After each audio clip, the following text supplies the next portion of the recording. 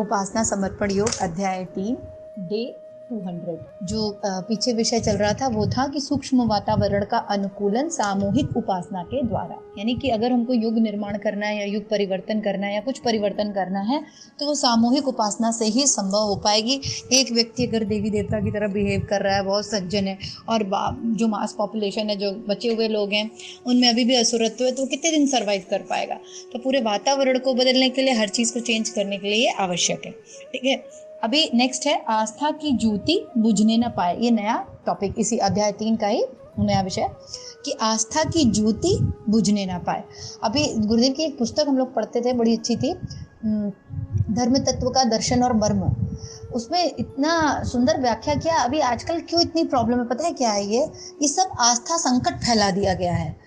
शब्द क्या होते हैं? ब्रह्म है। जैसे जिसको ब्रेन वॉश करना नहीं कहते, फिदाइन वगैरह जो होते हैं, जो लोग अपने आप को उड़ा लेते हैं, बॉम्ब ब्लास्ट कर देते हैं और अपने आका वाका के कहने पर सब ये सब सुसाइड अटेम्प्ट कर देते हैं, ये सब सुसाइड बॉम्ब की तरह यूज़ करते हैं अपने आप को। ये सब क्या है? ये सब ब्रेन वॉशिंग कर दी जाती है। इतना ज़्यादा अब बुद्धि तो है। आज देखिए, हम लोग जब अच्छा साहित्य पढ़ते हैं तो ऊर्जावान हो जाते हैं ना, एक नए डायरेक्शन में एक प्रेरणा मिलने लगती है, कुछ अच्छा करने की अंदर से जिज्ञासा उठने लगती है, भावनाएं उठने लगती हैं। बिल्कुल उसी तरीके से समाज के जो कुछ अनवांटेड लोग हैं, अवांछनीय तत्व, वो आस्था संकट क्रिएट करते हैं। कैसा आस्था संकट? कि परमात्मा नाम की कोई चीज़ नहीं होती, दैवी चीज़ें नहीं, वही अहंकारी। ये देखो, ईगो जो होता है ना, रावण अपने राज्य में बड़ा उपद्रव मचा के रखता था। कोई रात को सुबह नहीं उठेगा, सब लोग रात भर जगते थे, पूजा नहीं होनी है, असुरों का ये सब मदिरा पान करना है। तो वो क्या है, ये इस उल्टे पुल्टे टाइप के नियम कानून बना देना, फिर जो लोग अच्छे काम कर रहे हैं उनको तंग करना, ये सब क्या है? ये होता है आस्था संकट बनाना।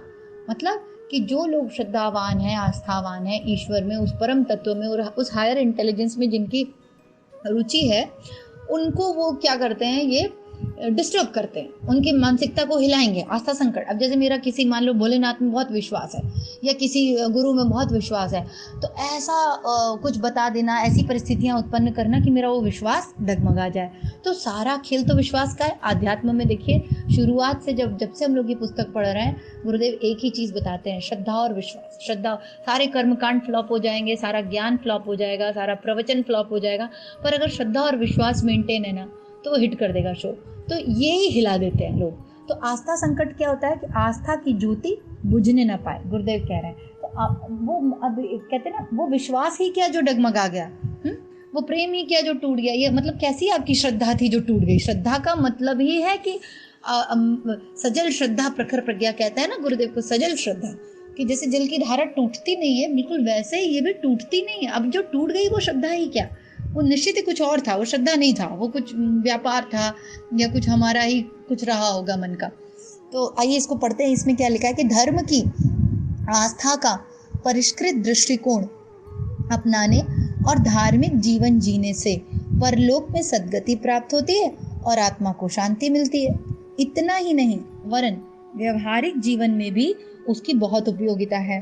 व्यक्ति को सुखी और समाज को समुन्नत बनाने में आध्यात्म दर्शन की कम उपयोगिता नहीं है। तो क्या बोल रहे हैं इसमें कि धर्म को सुदृढ़ बनाने के लिए और आध्यात्म क्षेत्र में ऊंचा उठने के लिए जो सबसे पहली रिक्वायरमेंट है वो क्या है? आस्था। ठीक है, समाज को भी अगर सुसम्मत बनाना है, सुखी बनाना है, आत्मदर्शन, ये जो आध्यात्मिक चीज़ें, जितनी चीज़ें हैं, इन सब में कि हमें परलोक में सद्गति प्राप्त हो, इस लोक में, इन सब के पीछे कौन है? आत्म शांति मिले। ये सारे जो दृष्टिकोण है, ये कैसे हैं? ये धार्मिक दृष्टिकोण है, आस्थावान दृष्टिकोण है। कर्म फल, संयम, सदाचार, परोपकार, प्रेम, उदारता, कर्तव्य पालन जैसे अनेक विश्वासों का सौर मंडल धर्म रूपी सूर्य के इर्द गिर्द घूमता है। अब देखो, हम लोग जितनी बातें करते हैं, अभी कर्म फल का पूरा सिद्धांत ही इस पर निर्भर करता है कि हम पूर्व में आ चुके हैं। ठीक, अब कोई बोले नहीं अगला जन्म कुछ नहीं होता, पिछला जन्म कुछ नहीं होता, जो है बस यही एक पल है। ठीक है, आगे भी जाने न तो, पीछे भी जाने न तो, वो गाना है ना, जो भी है बस यही एक पल है। तो अगर ये दृष्टिकोण रखेंगे तो हमें डर लगेगा किसी चीज़ से कि भैया ये काम नहीं करो, ये गलत है, इससे हमें इसका दुष्परिणाम भुगतना पड़ेगा। तो वो व्यक्ति क्या कर्मफल के सिद्धांत को मानेगा? बिल्कुल नहीं मानेगा। पर आध्यात्म क्या कहता है कि हमारे और आपकी गीता कहती है ना, हे अर्जुन, मेरे और तुम्हारे कई जन्म हो चुके हैं और तू पहले भी आया था, अभी भी है और आगे भी आता रहेगा। किस दृष्टि से? आत्मा की दृष्टि से बता रहे थे। पर ये क्यों बता रहे थे? जब हमें ये पूरा कंसेप्ट, ये पूरा ज्ञान जो अध्यात्म सिखाता है वो पता होगा, तब तो हम लोक परलोक में विश्वास रखना, सत्कर्मों में विश्वास रखना, दान पुण्य तब आदि करेंगे ना। नहीं तो फिर अगर कुछ है ही नहीं, बस यही सब भोग करना है, तो सारे लोग तो सिर्फ भोग वृत्ति में ही लगे रहेंगे।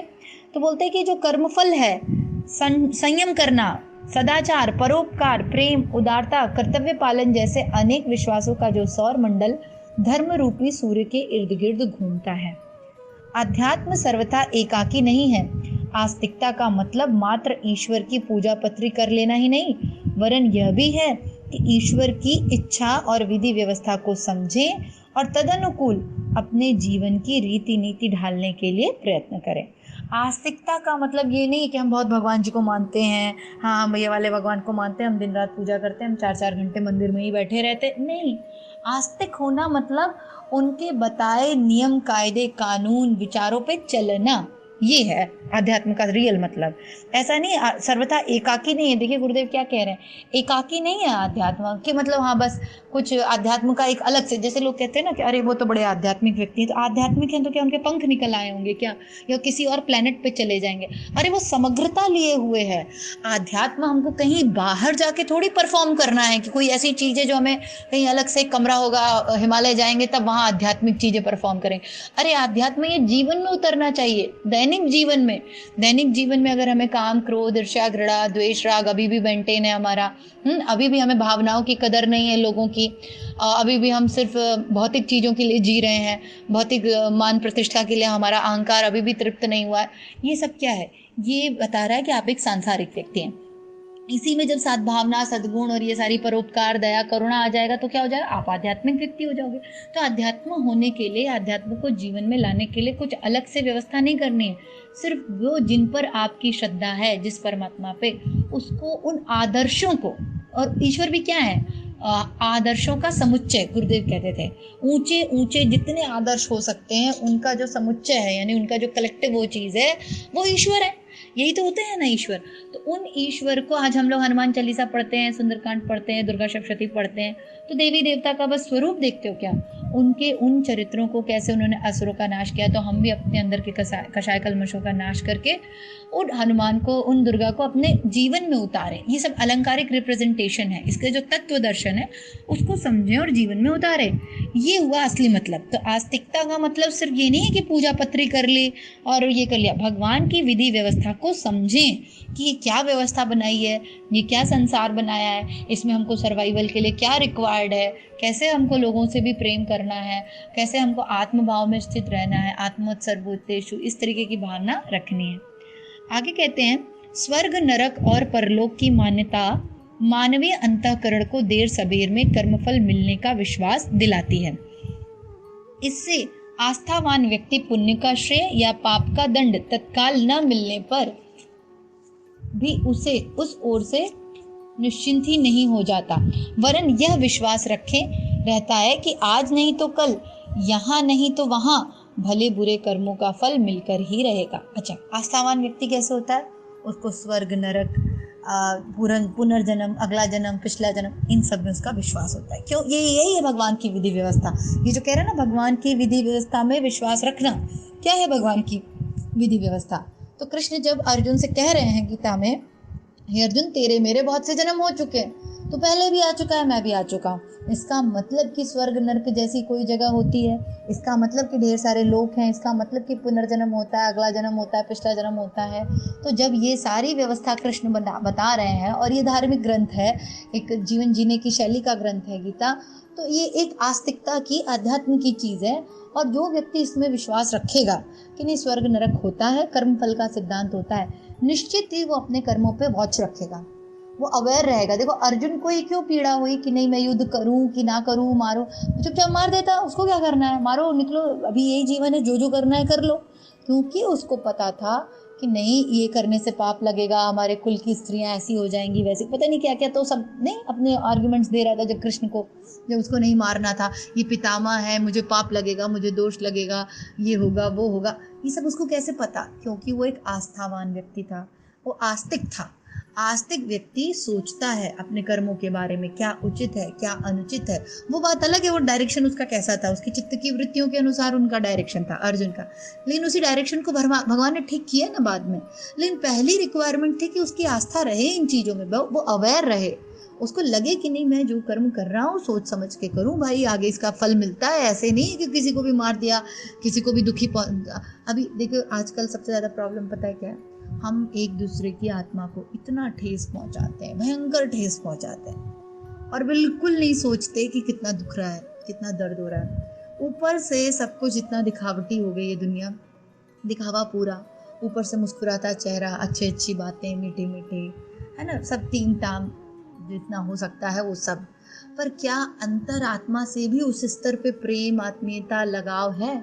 क्या हम भी लोगों की दर्द पीड़ा इन सबको समझते हैं या बस खेल चल रहा है?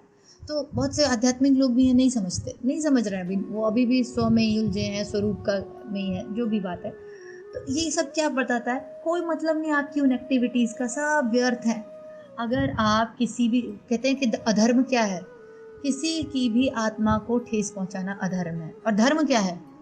किसी की भी आत्मा को प्रेम दे देना, उसको आनंदित कर देना, उल्लासित कर देना, जीवात्मा को, है ना, हर्ष में उसको ले आ देना, बस यही वो है धर्म है।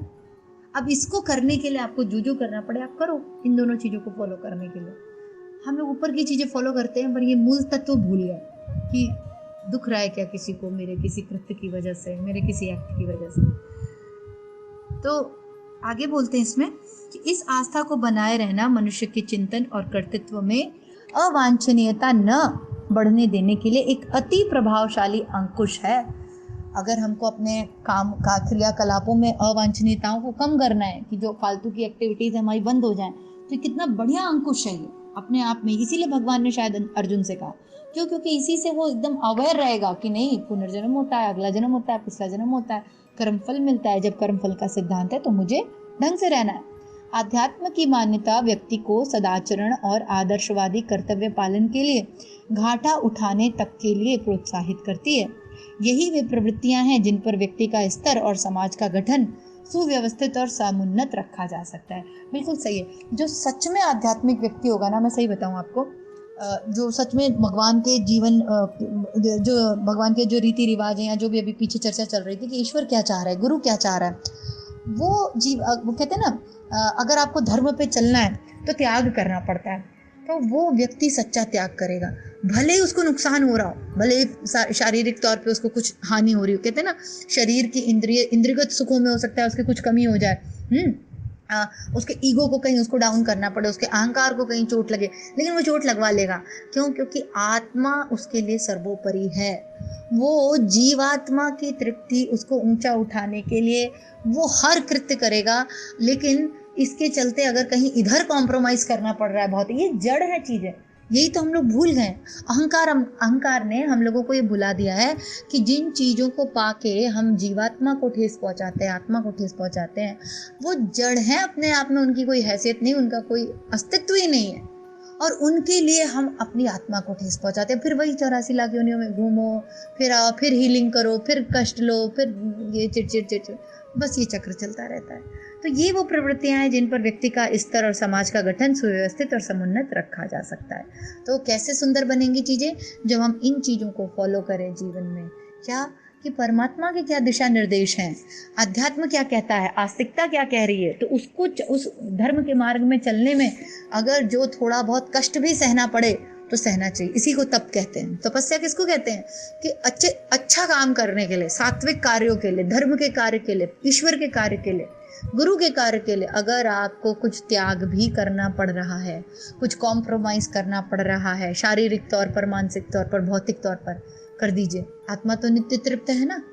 तो जो वो ऐसा कर रहा है वो सच्चे मायने में आध्यात्मिक व्यक्ति है। ठीक है, तो इसी भाव के साथ आज का यहाँ समाप्त करते हैं। माँ गायत्री से प्रार्थना हमारे जीवन में भी गुरु की वाणी उतरे, वो गुरु क्या चाहते हैं, परमात्मा हमसे क्या चाहते हैं, हम सही आस्तिकता निभा पाए। आस्तिकता सिर्फ भगवान और देवी देवता के सामने घंटी बजाना नहीं है, उनके चरित्र को, उनके चिंतन को, उनकी विचार शैली को, जो ऊंचे ऊंचे आदर्श है उनको जीवन में उतारना भी। तो वो भी हमारे जीवन में भी उतरे, ऐसी माँ गायत्री से प्रार्थना। ओम भूर्भुवः स्वः तत्सवितुर्वरेण्यं भर्गो देवस्य धीमहि धियो यो नः प्रचोदयात्। जय गुरुदेव, सभी को प्रणाम। हमारे YouTube चैनल को सब्सक्राइब करें और बेल आइकन को दबाकर ऑल पर क्लिक करें ताकि नोटिफिकेशंस आपको मिलती रहें।